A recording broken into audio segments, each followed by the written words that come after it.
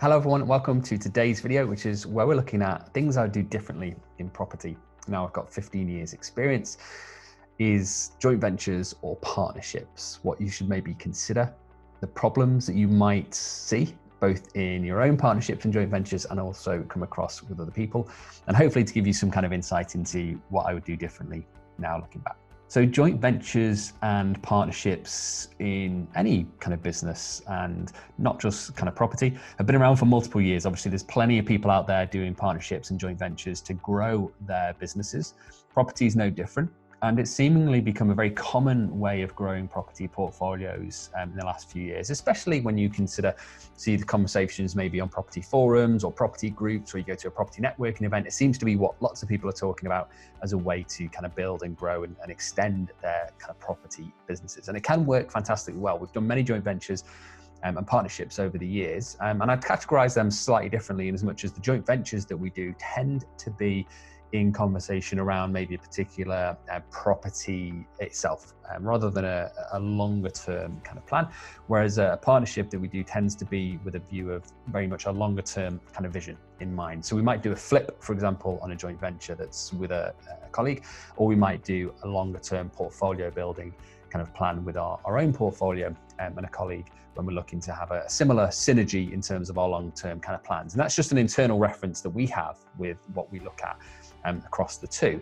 And you might look at things differently, and other people might use the terminology differently as well. But to give that as a basis and as a starting point, when it comes to joint ventures and partnerships, I'd say really to start with, they can be very positive. You can get lots of value add, you can get lots of benefit because people have different skill sets. You have more time and resources to be able to bring to the table to actually implement what it is you're looking to achieve. And then sometimes you have more cash resources as well, because you have both parties or multiple parties investing, and you're able to then kind of grow a business or grow a portfolio slightly differently than you would do if you were on your own. But it's not as simple and straightforward as that. There's many things to consider. There's lots of legislation around joint ventures. There's lots of things to consider around kind of co-mingling of funds and how it works in terms of the legal structure.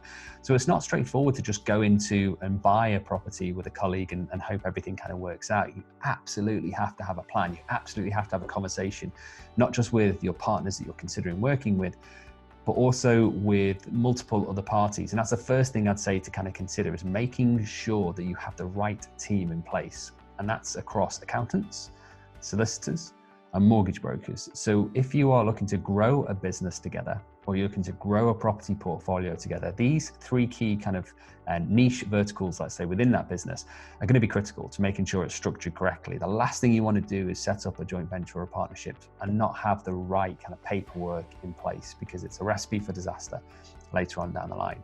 You also don't want to be going into that process and not having a clear understanding of how you're going to use funds, because banks, different mortgage brokers, different lenders are going to be looking at different criteria. And as soon as you start to mix your situation or your company's situation with other people's, that brings a whole different dynamic to how you're going to maybe be seen as an applicant to buying a property, both good and bad. So it's worth having those conversations very early on with a quality mortgage broker that can give you a good insight into what different lenders are looking for at the moment. And then certainly from your structure point of view, which is the most tax efficient, how does that going to impact your tax position compared to maybe your partners or to your company's tax position? And it's important to have these three conversations. That's not something that me personally or our company can give kind of advice on.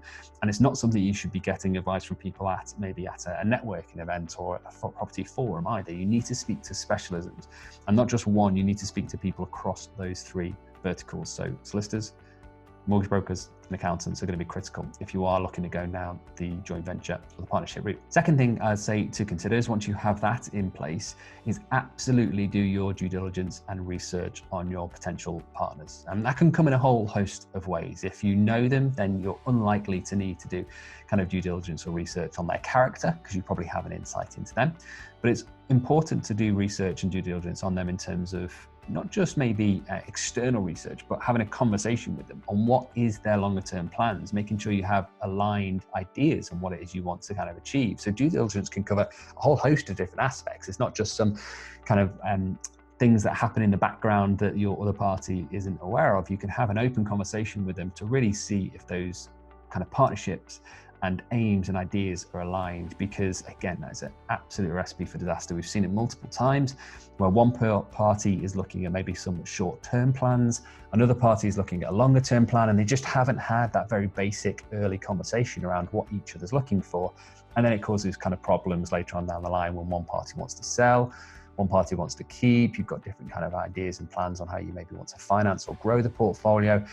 It's much easier to kind of resolve that earlier on. And I would absolutely say, even if everything looks perfect in terms of the fit for all other aspects, but you aren't aligned on what your short-term or medium or long-term kind of goals are, I would absolutely think twice about whether that is the right kind of partnership for you, because you need to have kind of longevity, or certainly aligned, even if it's a short-term plan, as what you're looking to achieve on both sides of the equation. So the second thing is making sure you do your due diligence and research at an extensive level.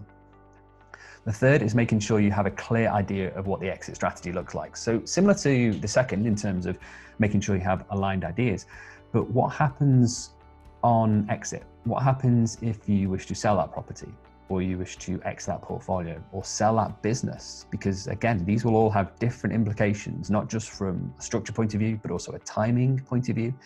If you have a particular date in mind that you need to achieve an exit by, you need to be discussing that with your potential partner. If you have a particular process that you want to exit that property by, so maybe selling a company or selling a property isn't the right way of doing it. There might be some specific route you need to consider for a whole host of reasons. Making sure you have that open conversation around exit, what that looks like for kind of both parties, and making sure that that's aligned is going to be critical.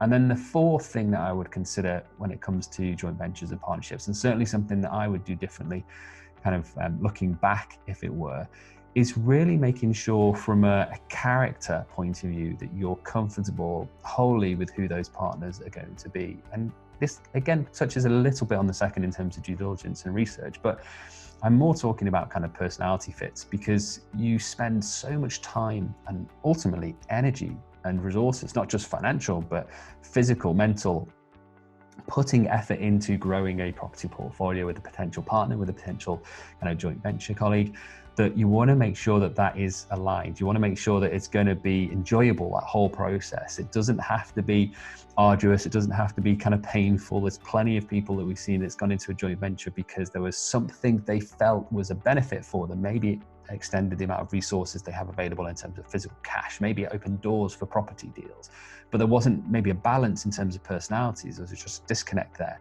And again, it's a strong recipe for disaster. We've seen many joint ventures kind of fail simply because of that. And usually that breaks down because of something as simple as communication. So it starts off with maybe a bit of a different dynamic in terms of what people's personalities are like, but that usually represents and manifests with communication issues. People aren't talking, people are doing multiple tasks that are the same and just not collaborating. They're doing kind of things over and over again that don't necessarily need to. They don't collaborate and put systems in place.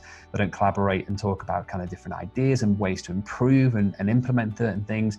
And then they don't collaborate when it comes to kind of making key and critical decisions about what needs to happen in the business. And then there's a bit of a loggerheads, and that can cause problems when it comes to growing your portfolio, exiting your portfolio, or even simply managing your existing portfolio. It's so key, and it often gets kind of missed. And I'd express absolute kind of requirement, if it were, to make sure that you're 100% confident with any people, any companies, any colleagues that you're going into partnerships or joint ventures with, that you are fully aligned, you have your team set up and in place, you've done all of your research, and fundamentally your kind of personality types are a good fit. Hope that helps. Hope that gives a starting point if you are considering going down the path of joint ventures and partnerships.